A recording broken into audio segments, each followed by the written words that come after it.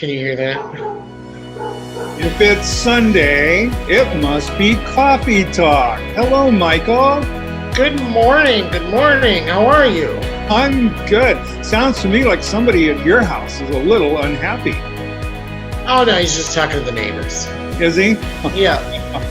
He talks to the different people as they go up and down the street. That's great. Some of them he likes, some of them he doesn't. I know. Well, we're dogging. Some of them I like, some of them I don't. So. That's right. That's right. I had a friend who told me one time, he said, if my dog likes you, I like you. Yeah.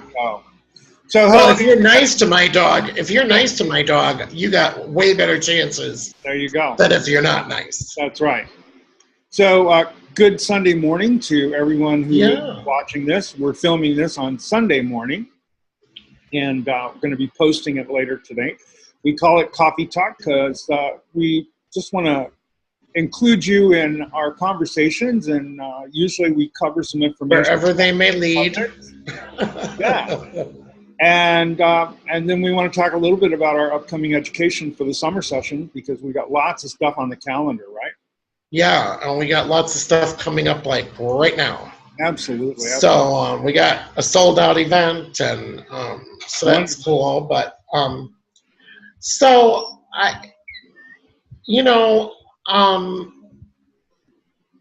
sometimes I spend time on the forums, sometimes I don't. Right. Hair forums, that is. Right. And the one thing that I saw, two things I saw. One is a question, one is a comment.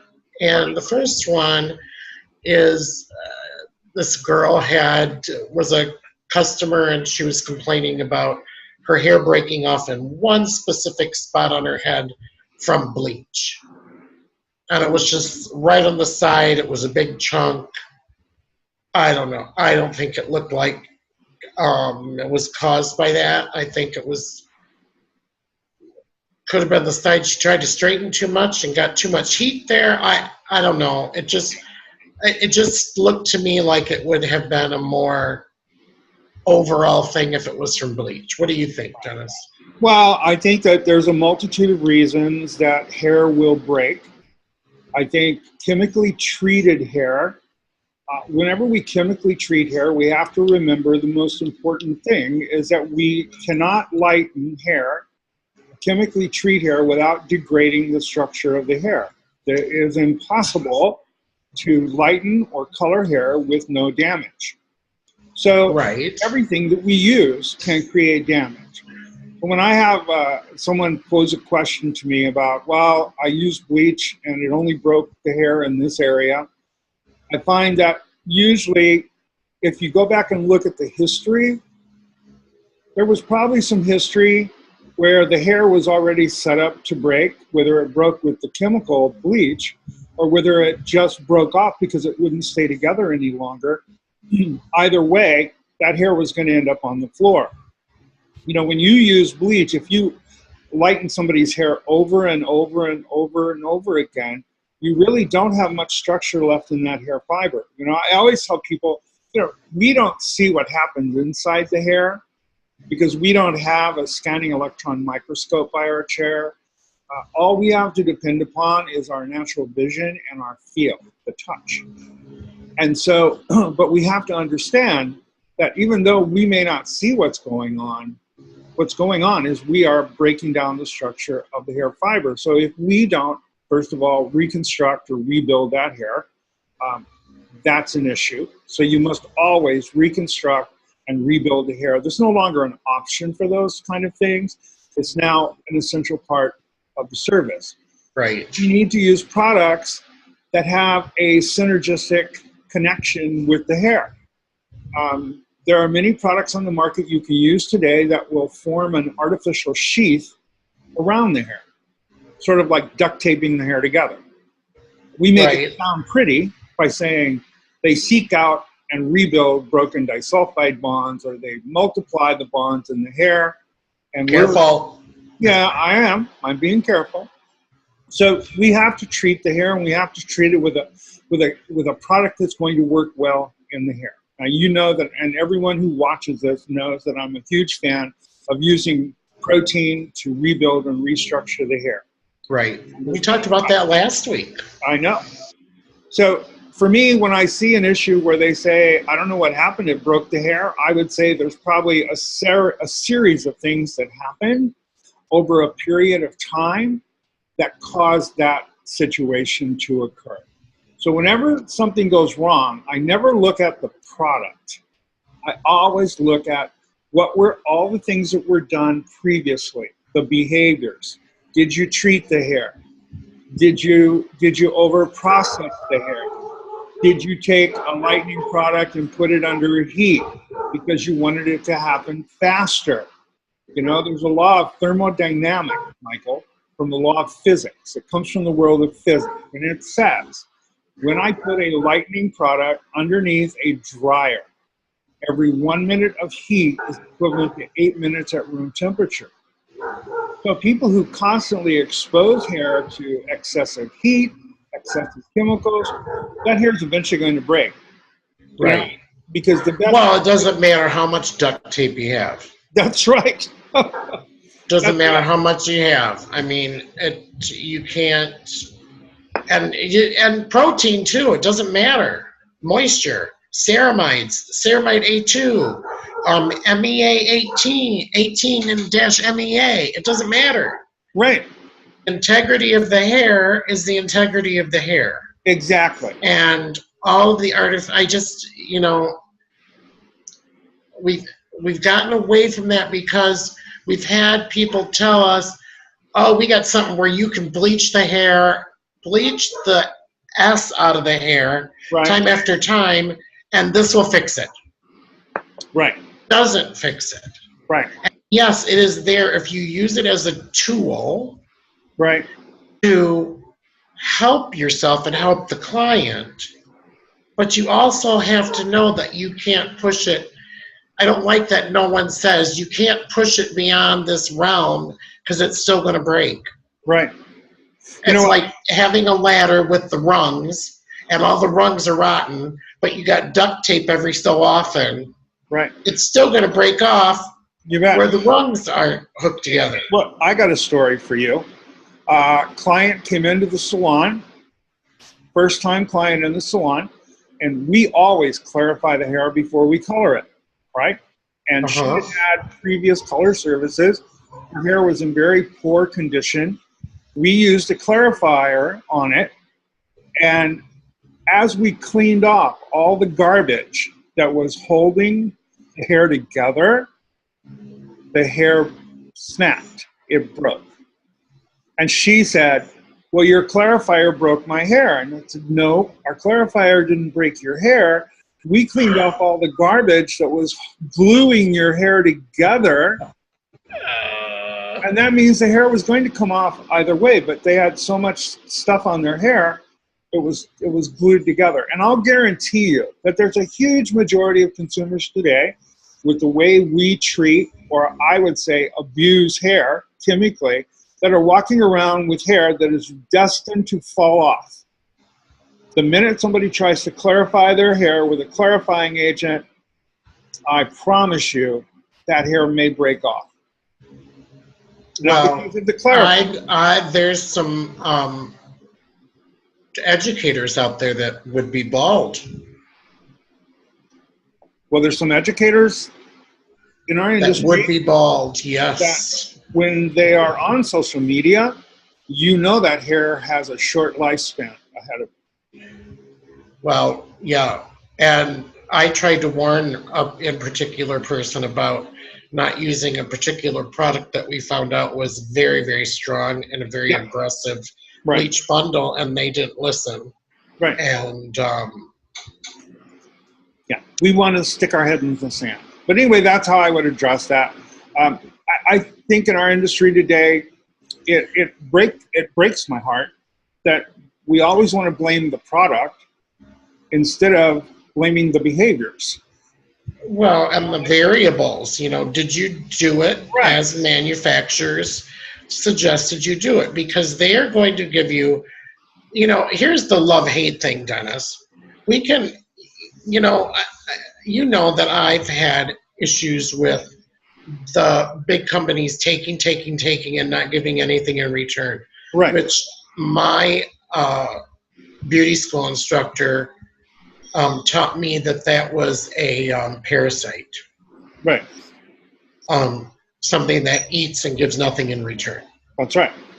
And so I have real difficulties with some of the companies because they just don't give anything back and they've cut out the middleman. You know, I've been on social media and said that before. However, they do tell you how to use their products. Right. They give you recommendations. If they don't, there's printed instructions.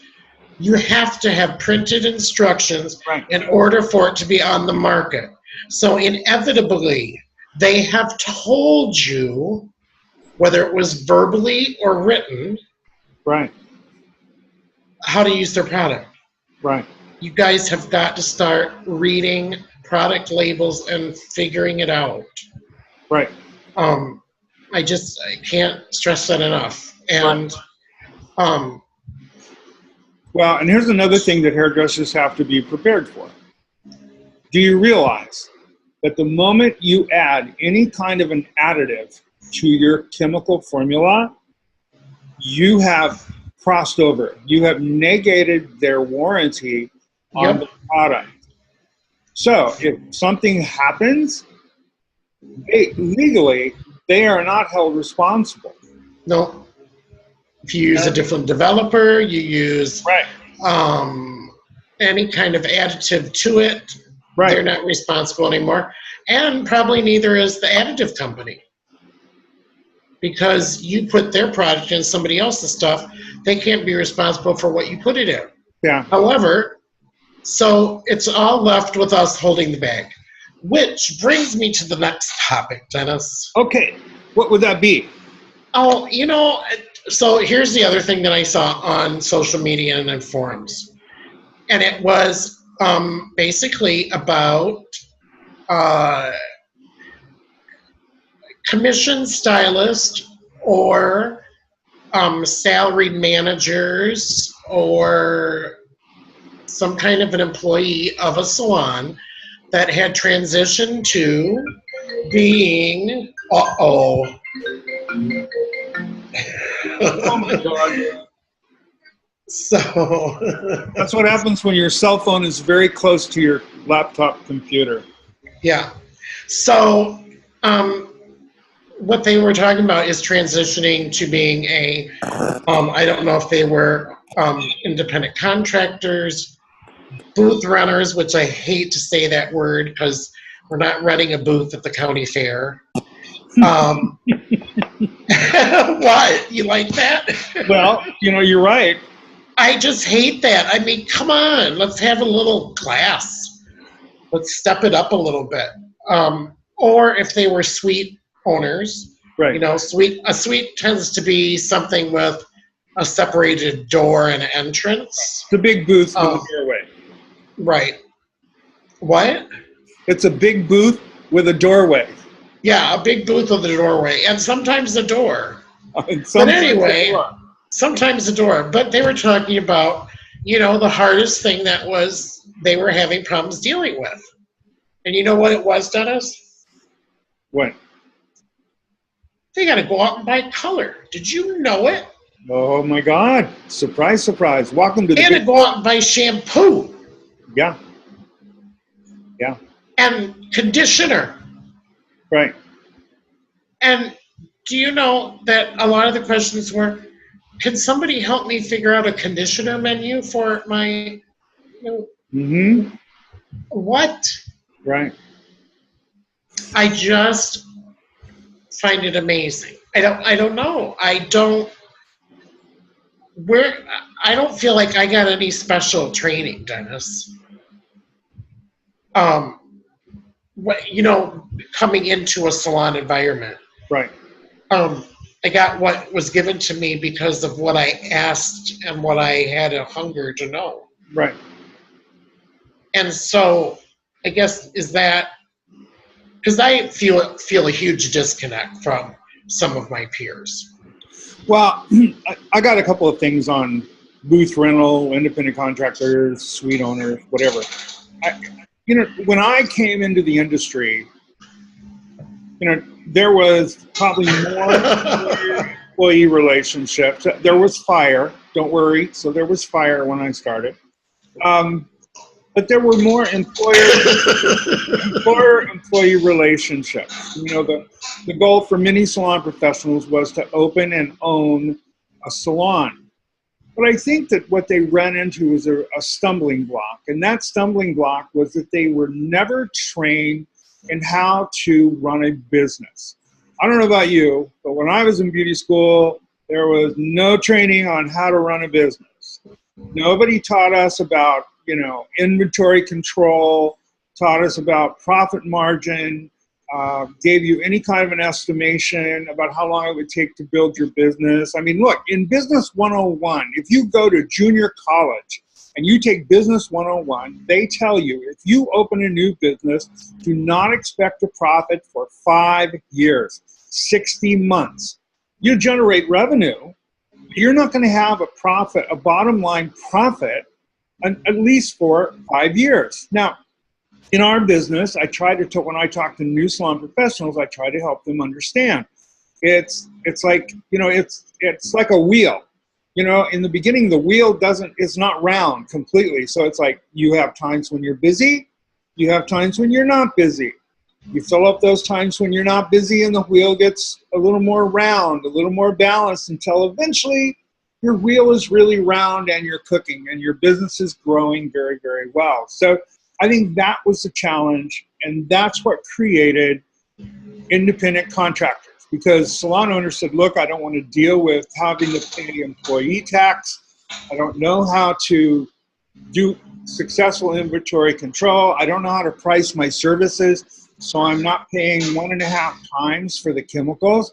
Do you realize, Michael, that there are salon owners today that still don't take a product cost off for their chemical services?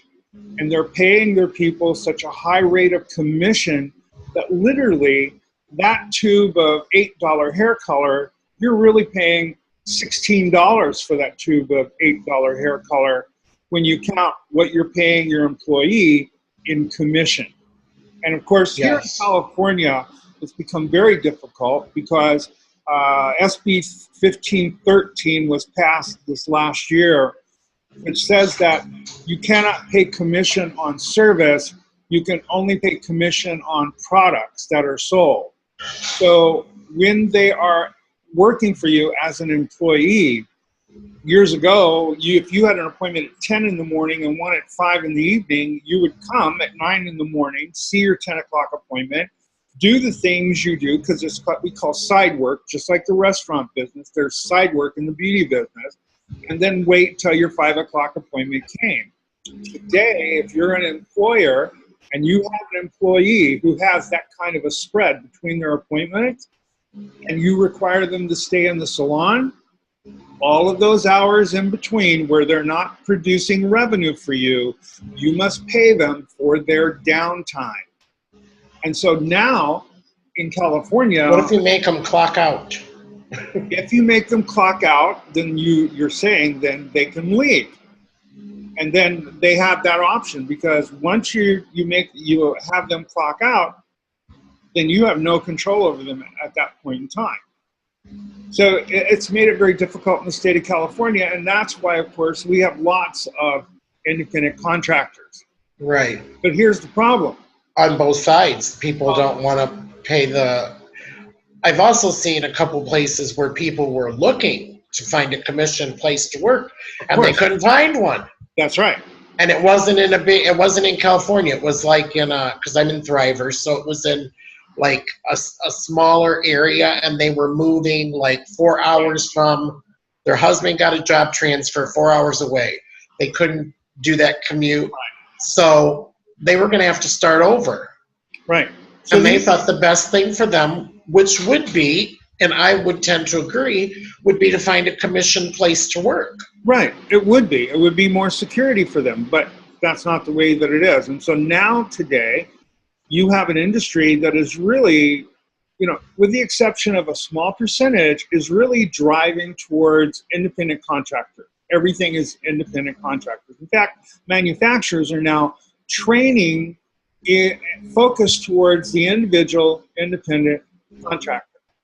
But no one is giving them training. Even though you're independent, you have to understand you still have to maintain your own inventory. You know, you can't run down to the beauty supply store and buy a bottle of hair color because you at 9 o'clock because you have an 11 o'clock appointment and you need to have that hair color.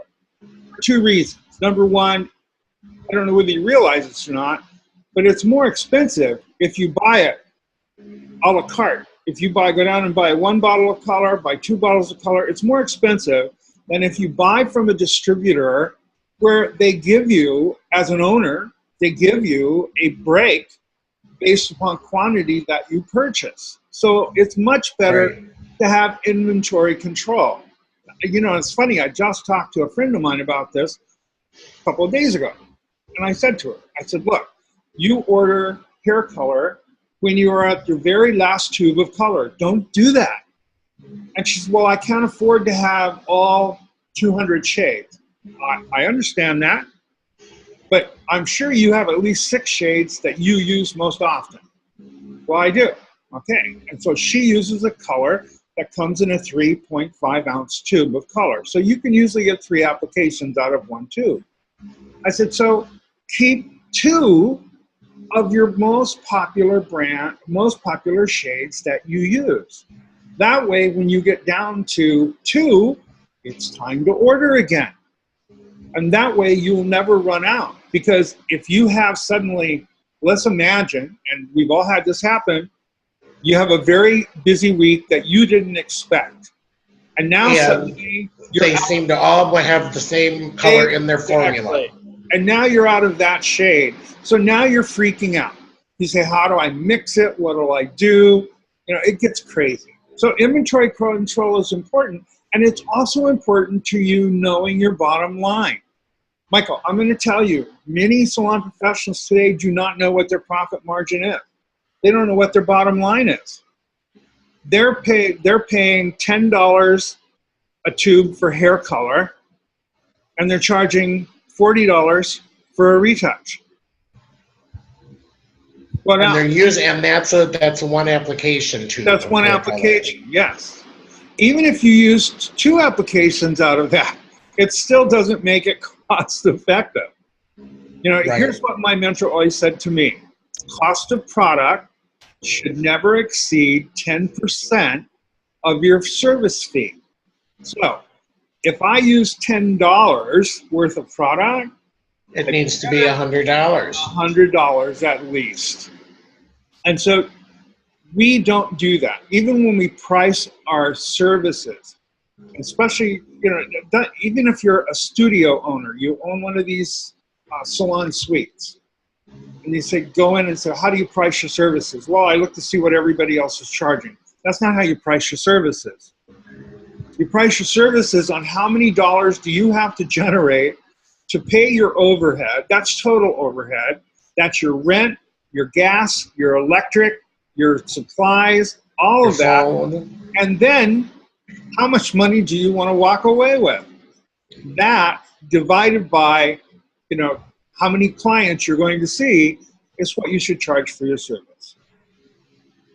Or at least what a base price should be, and then you can add to. Right. Yeah. Yeah, everything I talk to you about is on minimums. Well, and you're counting it as probably like per hour. Right. Or something, or per day, or you have a cost of doing business per day. Right. Before color and all of that stuff. Right. I'm going to give you an example. You know, we're setting in July now. This is month number 7. Okay? Right. Halfway through. Halfway through, month number 6, our numbers, we looked at our numbers for month number 6. Our average ticket price, okay? Our average ticket price in our salon is $123. Wow. Per person. For the first 6 months of 2017. Ask me if I'm happy. You look happy, but... I am happy. So here's what that tells me. Let's imagine that I only have 200 clients. If I project that out for the next 6 months, that means I know that I have another $84,000 coming into my business. Just me, another $84,000 by the end of the year. Well, that's great. So it's not difficult. Math is important. It helps you project what you're going to generate as far as income goes. It helps you charge what you need to charge instead of charging what your neighbor is charging. Right. Well, and sometimes just common sense. I guess I had parents that my dad was self-employed. So I guess I kind of knew, I mean, not that putting a roof on a house and making someone's hair have anything to do except the top part of the structure. Still is still service, right? It's still service. Right. It's still a business. And Right. then they also had another business for a while. So I always worked in those businesses. So I guess it's just kind of in me that I know some stuff. I don't know. It's not like I took any classes on it. Let's put it that way. Well, you know, when I talk to salon owners or studio owners, I always say to them, I can help you increase your bottom line by 10% by doing one thing. And they go, 10%? That's huge. How do I do that?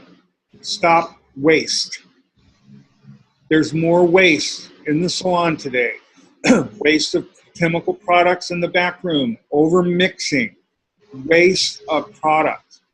Stop that and you'll increase your bottom line by 10%.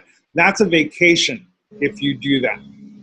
You know, I also try to get them to understand that it's important for you to have a plan and work that plan. And if you do that and you stay consistent, you can be successful in this business. I've never seen a time where I hear more salon professionals talk about they don't have any money. And the reason is because we end up doing services that are not generating revenue. You know who I'm talking about. A service that's going to take you 5 to 6 hours, and you do it because you want to, because you're creative, but it doesn't generate enough revenue to supplement you for those 5 to 6 hours that you spent doing No, it. because you should be charging Right. what you have to make. Exactly. And nobody wants to pay that much money for Not nobody. Not nobody. Look, well, not nobody, but nobody. I got people that are paying Right. first part of 2017 average ticket price. Now that doesn't mean they all got the same service, but I I mean know. average ticket price walking out that door was $123. Oh, now it's your cell phone. I got mine quicker than you got yours. I have one more thing about, and I love the new suites are beautiful. The facilities are gorgeous. But here's the thing I think that happens. You lose sometimes, it's dependent, you lose the energy, and that's the reason. You lose the culture. Right. That's the reason I could not do a suite, because you lose that energy of fellow hairdressers, the feeling Yes. of fun, and some people are okay with that, and that's fine. But understand that if you're in a room by yourself, you are the culture, and you best really be creating Cultured. a diverse culture so you can attract all types of clients. Well, I feed off of the energy of other. I shouldn't say feed off of it, but I do feed off of it. I mean, there's something about it that, it just turns your volume up a couple notches. If you're happy walking in the door and everybody's in there doing hair and you got one ready to start, the volume's just up. I mean, it's I don't know. Right. When you get that kind of magic in a salon, it's so. I just could be in that environment forever. Exactly. So anyway, that's my feeling about doing inventory. Have inventory control. It doesn't have to be, you don't have to buy 300 shades of color. Use the one. I mean, most people only use 6 shades of color anyway. So buy more of those so you have them on hand. That I think is important. I just, to me, I've always had to have the entire line, more than one line, probably 2 permanent lines, and that probably waste a lot. I mean, well, I didn't waste it because we used it, but and I made sure my people were trained so they knew what the differences and nuances were. Right. So it did get used a lot, and I think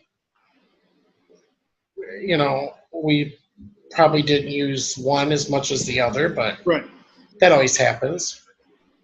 Yeah, I just think it's like the doctor saying, hold on, I'm going to run over to the pharmacy and I need to get a bottle of penicillin so I can give you a shot. Right. Before I work on you. That's not how you should do business. Not how you should do business. No. It looks very unprofessional. Anyway, we went down a rabbit trail there. Boy, you guys got so much information out of Dennis because he has been in the business for so long. I've only been in for 5 years, so I learn every day. I love it. 5 years. Are you counting in tens? Oh, I thought it was like the pH scale. Rhythmic, yes? Yeah. So look, Michael, let's talk about our education so that we can finish up and get these folks back to what they were doing. Yeah. So one thing I guess we should tell them is we're going to be doing another coffee chat in the middle of the week. We are. This week. Talking all about Guru Gathering, and we have some huge announcements that we're going to make. We certainly do. Maybe some additional team members. Yes, we do. Some very talented ones, someone I'm very excited about. But we're not going to announce that today because we want to hold out on you. Exactly. I wanted to let everybody know that Anthony's class for July 10th is sold out.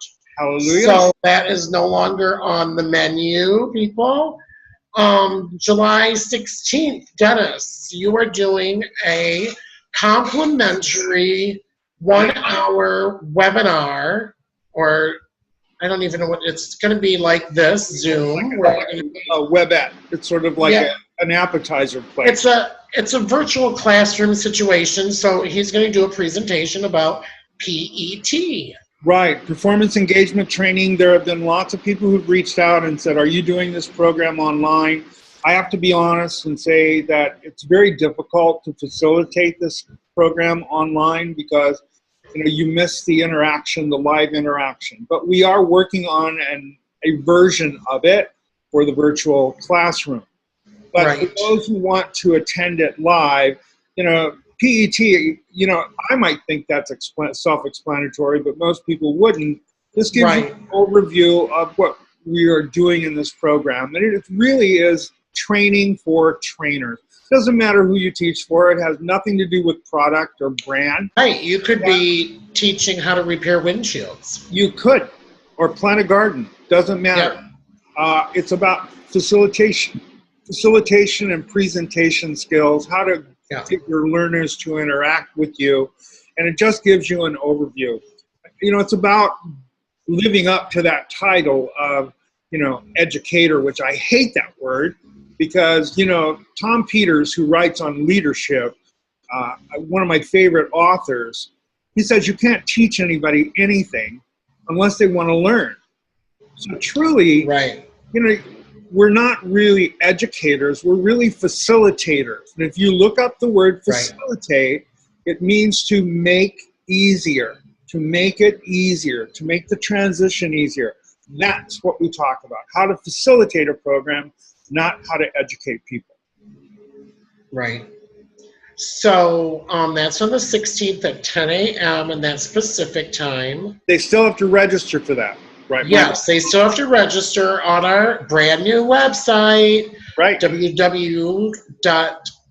guruvillage.net and go to the education tab, and there you will be able to either purchase a Guru t-shirt like this, Yes. or you can purchase education. So Right. that's right there. And that brings me to our next class, which is on Monday the 17th, and it is Moulin Rouge. Yes. I'm All so about excited. our favorite brand and our favorite reds from that brand. Yes. And And it is a brand new program that this will be the first time. And there is one at 10 a.m. Central Time and one at 5 p.m. Central Time. And your tuition is reimbursed in product specific to the class. right. So that is going to be something that's ongoing for our favorite brand. And we're going to be doing more classes, and those Right. classes will be. So we're going to be talking about reds, right, Michael? You're going to talk about how Right. to achieve a successful red. How to achieve successful reds, how to keep them, Exactly. Yeah, I don't want to give too much away. Good. But yes, it's going to teach you how to be a very good red artist. And there was one thing that I was known for in my heyday behind the chair. Baby, you couldn't hold a candle to my reds. You couldn't, nobody could. And they would last and last and last. Fabulous. So that's when I'm very, I will brag on myself about that. On the 24th, Dennis, Yes, we have something in the virtual classroom we do. that is actually our first all hands-on in the virtual classroom. Right. And today you're offering them an early bird special. Why don't you tell them what it is? The program is Master the Disaster. It's a color correction program. It will be done in the virtual classroom. Everyone will be sent a mannequin so that you're able to actually do your hands-on experience as I am doing the hands-on experience with you. And they get a tripod with it. They get a tripod with the mannequin, so that all comes out to you. And the normal price for that program is $397. Am I correct, Michael? Yes, you are. All right. But for those that are watching this video right now, which is posted today, Sunday, they have till midnight, Monday, the 10th of July, okay, that specific time. If you go onto our website and you register, you can receive the class for $100 off. So we're Yes. offering. And I will put a code in there. I will put a code, and the Right. code that you're going to have to use is going to be MTD. Okay, great. Great. So Capital M, capital T, capital D. great. Month, time, day. So that's July 24th. It should be a great program. We've had several of our people who've attended our programs have gone through the correction program online. It has been very effective for them, and Yes. they're thousands of miles away, and they're still able to learn Yes. a tremendous amount.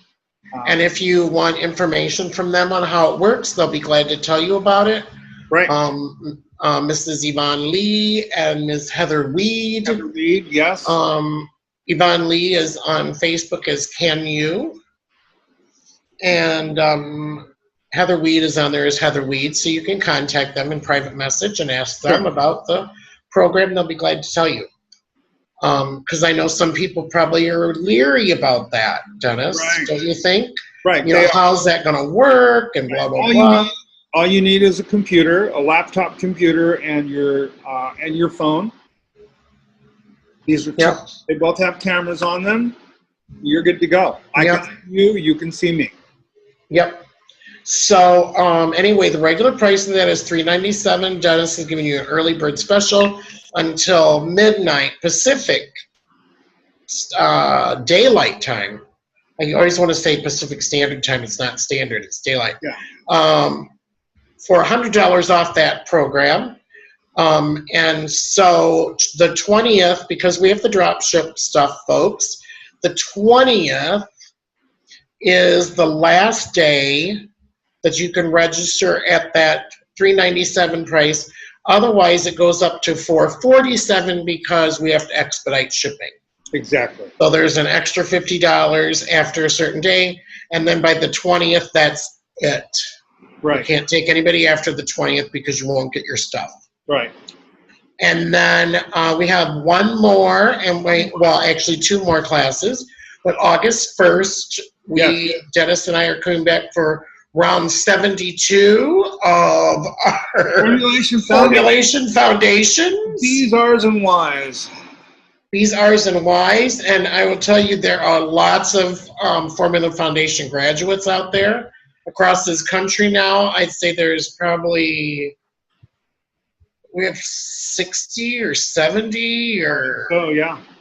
Just from our virtual classrooms. So, that being said, we have two. We always do two in a day, and it'll be 10 a.m. to 1 p.m. Pacific time and 5 p.m. to 8 p.m. Pacific time on August 1st. And that's Formulation Foundation with Mr. Dennis Gebhardt and his sidekick, Gilligan. Gilligan, yes, from Gilligan's Island. So, anyway... Dennis, I'm coffeeed out. I'm done with you now. You know, me too. My coffee is worn out, and I have water I need to get out to and put my feet in and kind of... Oh, sure. Rub it in. Rub it in. Kind of enjoy this one day that I have free. And is it hot there, Dennis? Oh, my God. Oh, my God. If you walked outside and you were a chicken, your skin would fall off like a well-cooked chicken. I'm telling you, Californians are not used to it. You know, we had 33% humidity yesterday. Oh, my God. Well, you understand that we normally have 11% humidity. So 33% is nothing. It's usually 88% here. I know. And when I lived in St. Louis, which I call the armpit of the United States because all that heat gets trapped in that valley. Right. It doesn't escape. It just hangs there. Right. I mean, you walk outside and you just like have to take a squeegee with you. Yeah. And you're soaked by the time you go anywhere. You just presented a very visual picture. Squeegee. Wherever you are in the country, I hope you're enjoying your Sunday. Me too. Thanks for hanging with us. We'll see you Wednesday or something like that. Yeah, we'll see you probably Wednesday or something like that to talk about the Guru Gathering in September. But in any case, until then, as always, from my heart to yours, this is Captain Color. I'm out. Peace out. How about you? I'm out too. Bye. Bye.